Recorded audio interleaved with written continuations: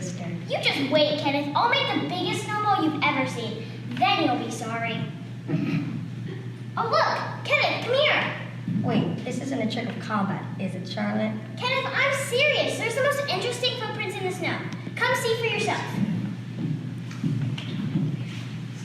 Probably some sort of bird, you know. No, it's not a bird. You're right, they're too big for a bird to make.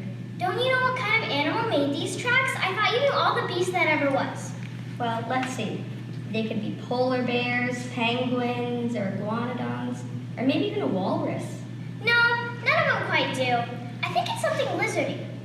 Wait, did you say an iguanodon? Perhaps it's that, but that's not British. We want a real British beast. Think it's a dragon? No, they're too small for a dragon to make. Oh, well, all dragons have to start out small, just like everything else. It's probably a small dragon that got lost. A small dragon would be rather nice to have. Let's track him down. But he might scratch and spit. After all, a dragon is a beast. It's a small dragon. He couldn't do anything, really. Please, won't you help me track him down? All right, let's make an expedition. Something is sure to come out of it. They lead that way.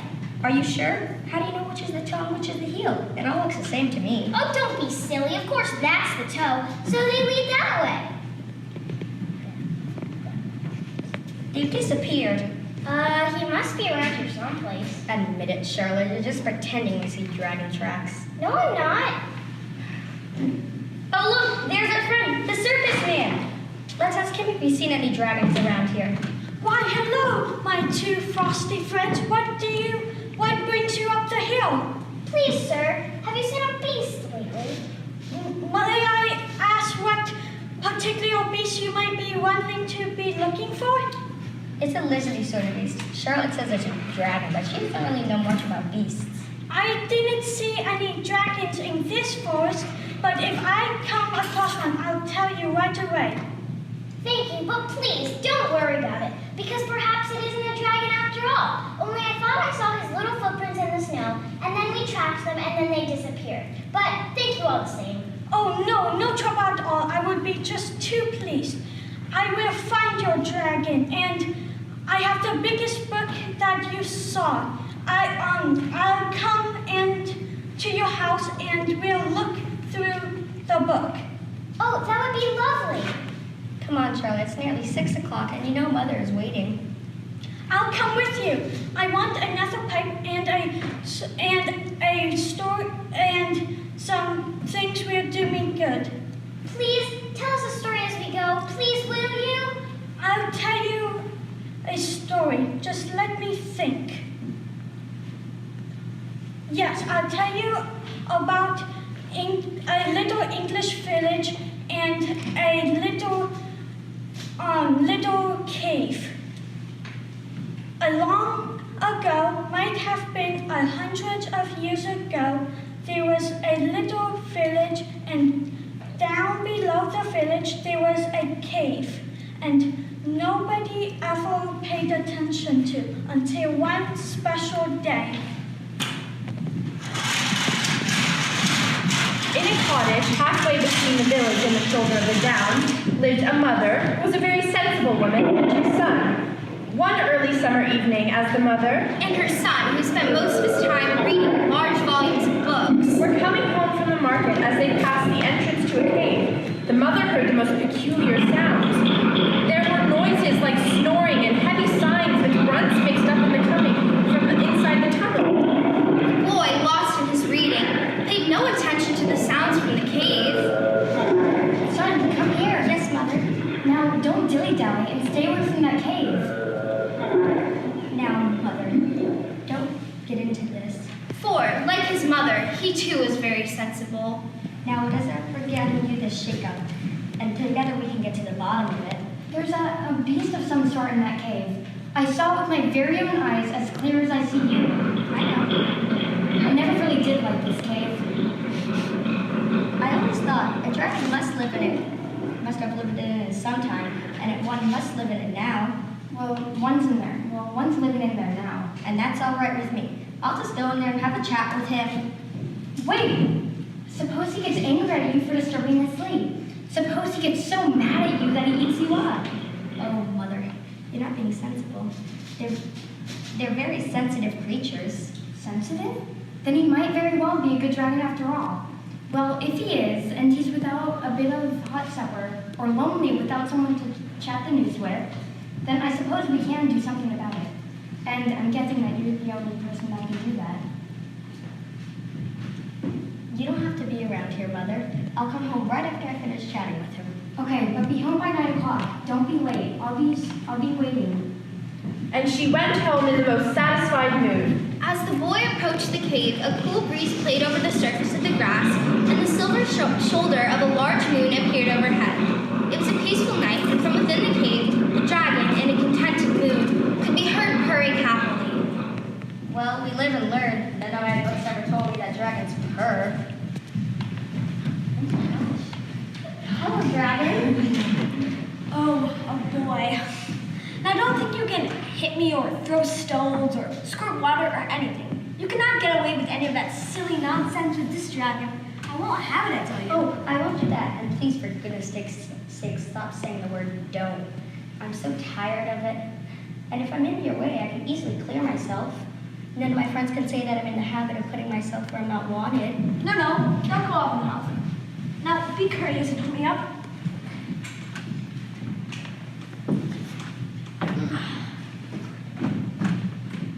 Truth is, I'm happy up here as the day's long. Gonna make a long stay? Can't hardly say at present. It seems like a nice enough place, but but between you and me, it's awfully dull at times. But I just got here, so who knows? Where did you come from? Can't rightly say. It's the strangest thing. One day, I was just walking around and minding my own business, when all of a sudden, the earth shook with a great roar. I found myself miles away underground. Wasn't as tight as tight. You must have been scared. No. Once I adjusted, it was kind of nice having peace and silence. No one ever telling you to come along or do something. But there was a certain sameness about the life down there. I began to think it would be fun to work my way up and see what you other fellows have been doing. So I scratched and burrowed and worked this way and that way, and finally came up out of this cave here. An extraordinary tale. But as I said, I just got here, so who knows? One must think about and consider before settling down. It's a rather serious thing, settling down. And between you and me, I have to tell you something. You would never guess, even if you tried so. The fact is, I'm such a confoundedly lazy beggar. You surprised me. Well, my mind is always so occupied, I assure you. Occupied with what? Well, I do like writing poetry. I have been working on this new poem called Duck's Ditty. I would love to recite it for you and get your candid opinion, only if you got nothing else better to do. All along the backwater, through the rushes tall, ducks are a-dabbling, up tail all. Ducks' tails, drakes' tails, yellow feet a-quiver. Busy in the river. Slushy green undergrowth? Go on. That's all I've written. I always get stuck on slushy green undergrowth and don't know where to go on from there. Happily, they spent the rest of the evening reciting poetry to each other, and as 9 o'clock rolled around, the boy announced to his new friend, Oh, I must be going now. My mother is sitting up and I must get home. Oh, I'll look you up tomorrow. that'd be great. Maybe we could dine or something. Thanks awfully. and, like his mother, he too returned home in the most satisfied mood. Such a remarkable boy. The boy found it an easy matter to convince his mother that the dragon was a decent fellow. And that she really should meet him. The mother was not about to do that. While she made no objection to her son spending his evenings with a dragon, as long as he was home by 9 o'clock, she was not going to meet him. A dragon is a beast after all. Her last words stuck in the young boy's mind. This is as far as I'll go. Here, give the dragon this. At least we'll know he's eaten a hot dinner. Oh, and here's some house flannel in case he needs to polish his scales. That's very sensible of you, Mother. Well, I've always left matters about dragons up to you. Farewell, son. I'll be seeing you. Many a pleasant night the boy and the dragon had, sitting on the sward while the dragon told stories of old, old times, when dragons were quite plentiful,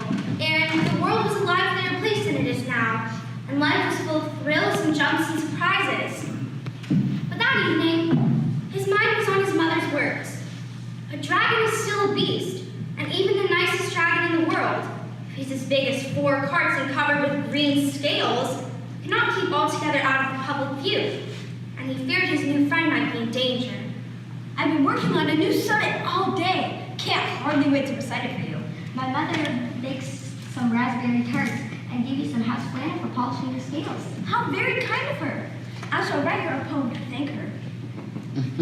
Ooh, raspberry tarts? My favorite. You know, I was hoping the other neighbors would be as welcoming as you and your mother. Down at the hole, no one wants to seem to want to intrude. Well, you see, there's no getting over the hard fact that you're a dragon, and dragons are an enemy to the human race. Haven't got an enemy in the world. Oh dear. I hope they try to grasp the situation. If they find you out, they'll come after you with spears and swords. Spears and swords? They would never do that. Oh, they will. And you'll have to be executed according to the villagers' way of looking at it. I'm too lazy to get enemies to begin with. Have a tart, they're rather tasty. Oh, please, if you won't be sensible, I'm going home. No more poetry, no more tarts. And the boy left him, hoping the dragon would think over what he had said. A pestilential scourge? Me? Psh, I would never hurt anybody. What the boy feared, however, soon came to pass. The fact that there might be a real live dragon brooding in the cave on the downs was naturally a subject for talk. And so in the village, a rumbling started. All the villagers could talk about was the terrible monster and what should be done with the pest. One evening, a friend of the little boy snuck up the hill, tracking the dragon's footprints to the cave. She wanted to see for herself if there really was a dragon. Oh, what a jolly evening. I think me and the boys shall have our tea here. Hello there. You gave me such a scare. What's up? Haven't you heard? They say that a real-life dragon is in there. It's true. I know. I saw the dreadful beast. Well, he's not dreadful. He's the most modest and retiring beast there ever was. Well, that's not what they say. Who's they? The villagers. They're all worked up about it. What do they say? They say that the dragon is a pest and he's horrible and he's a destroying scourge. Oh, I knew something like this was happening. And the most extraordinary thing, he's a-coming. Who's a coming? Why, St. George, of course, the mighty dragon slayer. He's heard tales about our dragon, and he's coming to slay the dragon and get rid of our horrid yoke. Oh, I knew it.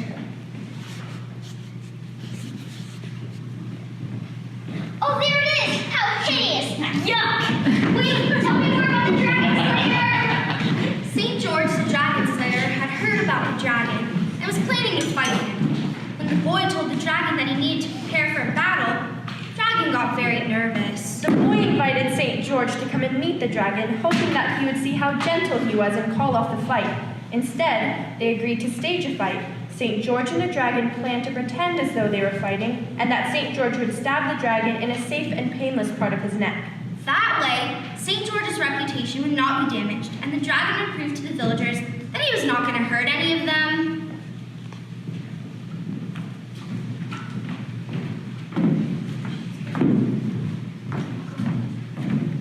Dragon. Remember, Dragon, you're gonna have to do your fair share of the fighting. I mean, ramping, breathing fire, and so on. I can ramp all right. And breathing fire, it's fairly easy when one gets out of practice. But I'll ramp all night. See you in the morning.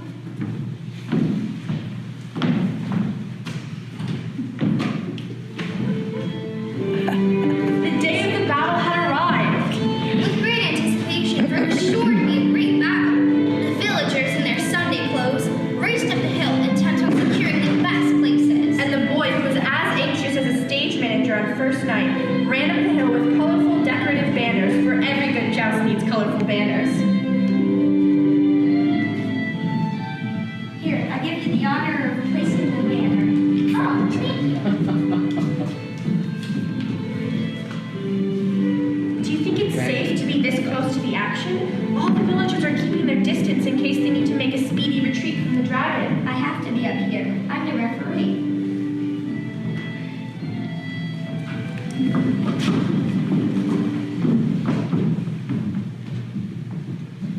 St. George is coming up the hill. St. George is coming up the hill. There he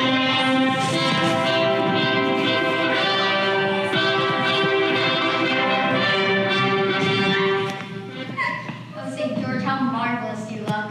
And how's our dragon doing this morning? No sign of him yet. Well, let's hope he hasn't made a speedy retreat.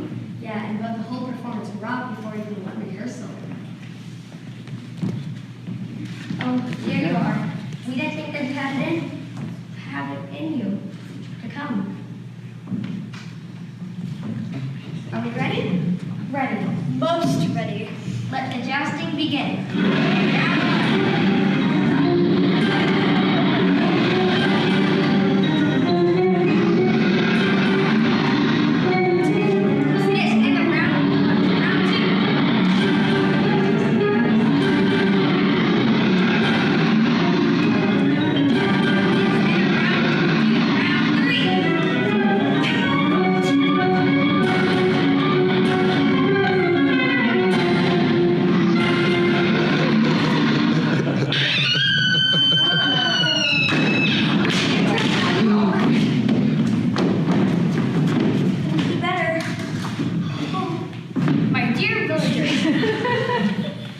My dear villagers, I have removed your dreadful scourge. And now that that's done, I must say something.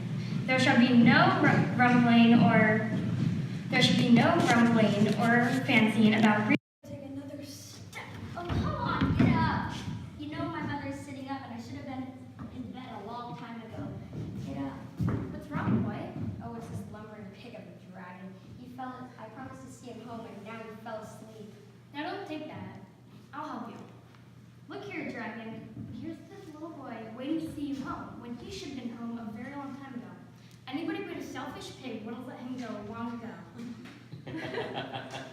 Then he shall go to sleep. Poor little chap.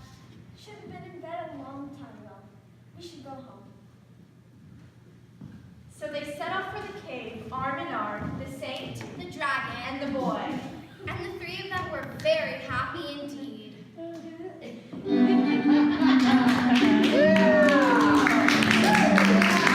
Happy because he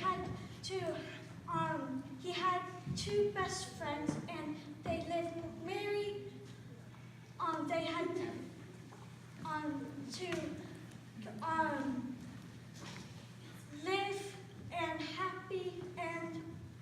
live and happy all the day. But I have so many questions. Did the dragon settle down? And did No. The story is all over. Now goodbye. Goodbye. Bye. Goodbye. That sounded awfully like nonsense in parts. And often like truthness in other parts. I'll race you home.